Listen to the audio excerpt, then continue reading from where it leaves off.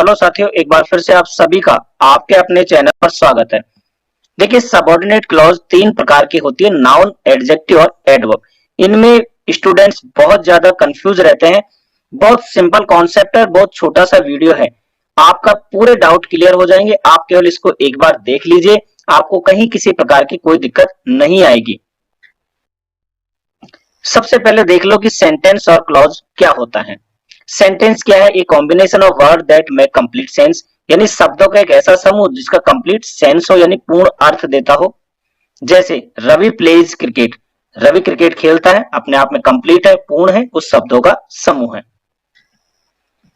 जिसमें एक सब्जेक्ट होता है और एक प्रेडिकेट होता है। नेक्स्ट, क्लॉज क्या है? जिसमें एक सब्जेक्ट और एक फाइनाइट वर्ब होती है। जैसे ये सब्जेक्ट है और सब्जेक्ट के साथ जो वर्ब आती है उसे हम फाइनाइट वर्ब कहते हैं। तो एक सब्जेक्ट और एक फाइनाइट वर्ब हो तो उसे हम क्या कहेंगे? क्लॉज कहेंगे। क्लियर है? तो ये एक सेंटेंस का पार्ट होता है क्लॉज। क्लॉज क्या है? एक सेंटेंस का पार्ट होता है। जैसे he was absent because he was ill. देखिए, क्लॉज क्या था? जिसमें एक सब्जेक्ट और एक फाइनाइट वर्ब हो। क्लियर है? तो एक क्लॉज ये हो गया, एक सब्जेक्ट और एक फाइनाइट वर्ब, तो एक क्लॉज ये हो गया। कंप्लीट मिलाकर के ये क्या बन गया? सेंटेंस बन गया। अब एक चीज और मैं आपको बता दूं कि हर सेंटेंस एक क्लॉज होता है, क्योंकि क्लॉज सेंटेंस में एक सब्जेक्ट और एक फाइनाइट वर्ब तो होगी ही। क्लियर है? लेकिन प्रत्येक क्लॉज सेंटेंस नहीं होता है। क्यों? क्योंकि क्लॉज में सब्जेक्ट वर्ब तो होगा, लेकिन ये नहीं है कि वो कंप्लीट सेंस दे या ना दे। अगर कंप्लीट सेंस देता है तो वो सेंटेंस हो सकता है, नहीं देता है तो नहीं होगा। अब देखते हैं हम नाउन क्लॉज। नाउन क्लॉज में देखिए, I feel that it is true, मुझे लगता है कि ये सच है। आप कैसे पहचानोगे? देखिए, वर्ब के साथ वाट लगाकर प्रश्न कीजिए। आई फील वर्ब है या feel?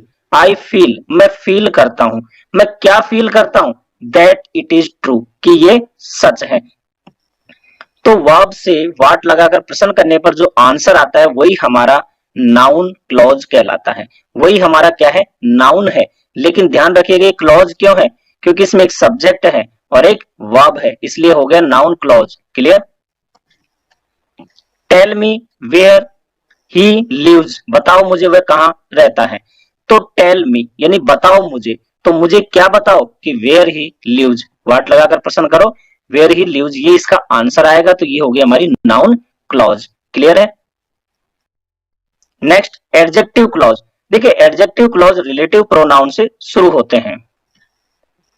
The girl who is playing is my sister, जो लड़की खेल रही है वो मेरी बहन है। ये हमारा रिलेटिव प्रोनाउन है, इससे शुरू हो रहा है। देखिए, यहाँ पे एक नाउन जरूर दिया होगा, गर्ल, इसकी बात हो रही है। और एडजेक्टिव का मतलब ही क्या होता है? किसी नाउन की विशेषता बताना।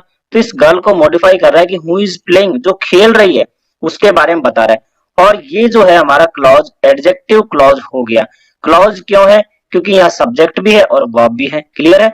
और इसकी ये विशेषता बता रहा है, तो एडजेक्टिव था। लेकिन क्लॉज क्यों? सब्जेक्ट वर्ब का कॉम्बिनेशन है, तो क्लॉज हो गया। हु इज प्लेइंग, जो खेल रही है। ठीक है? तो एडजेक्टिव क्लॉज क्या करती है? किसी नाउन की विशेषता बताती है। Clear? The laptop which is on the table is mine, जो लैपटॉप टेबल पर है वो मेरा है। रिलेटिव प्रोनाउन है। विच किसकी बात हो रही है? ये नाउन है। लैपटॉप किसकी विशेषता बताई जा रही है? इसको मॉडिफाई, इसको क्वालिफाई किया जा रहा है कि which is on the table, जो टेबल पर है। तो ये हमारा हो गया एडजेक्टिव क्लॉज। ठीक है?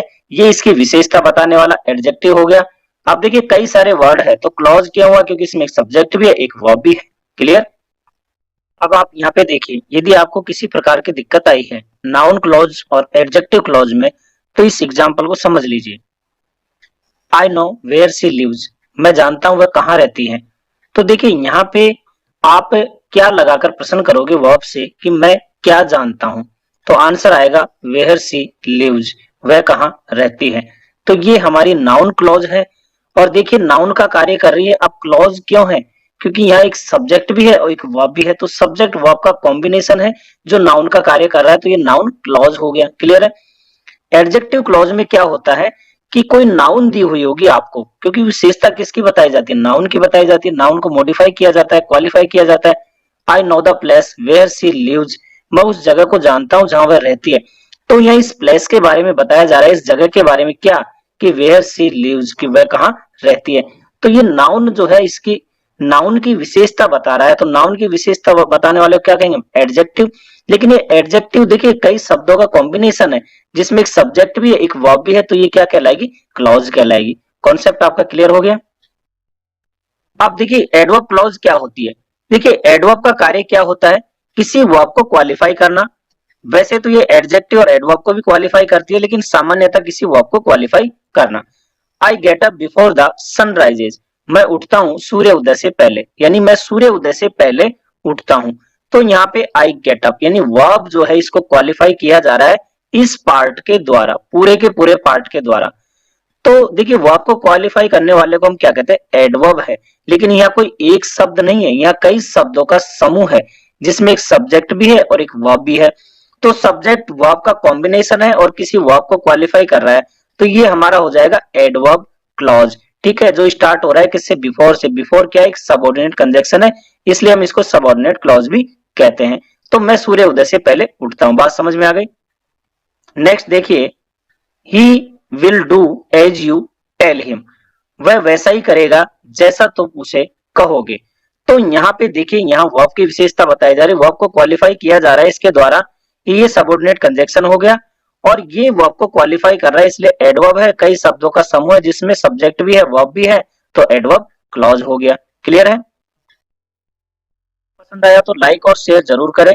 यदि आप इस चैनल पे नए हैं तो इसको सब्सक्राइब कर ले। हंसते रहे, मुस्कुराते रहे, देखते रहे आपका अपना चैनल। धन्यवाद।